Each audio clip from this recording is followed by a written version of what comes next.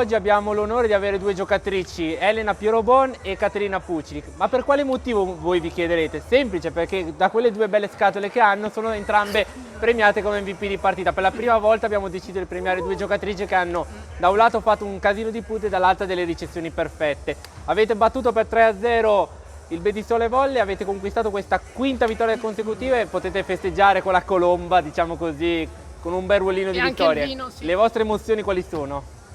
Vai Piera. Vai.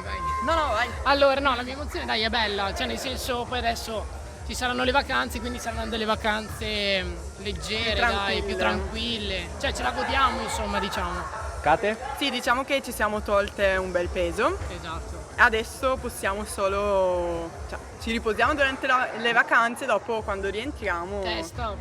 Sì, per la concludiamo prossima in bellezza. partita, e anche per quella dopo.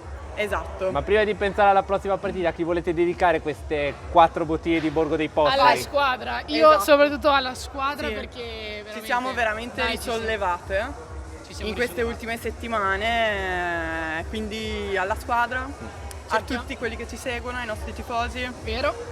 a chi è tutte le sere con noi in palestra A soprattutto. te, Lollo, a tutti. Esatto.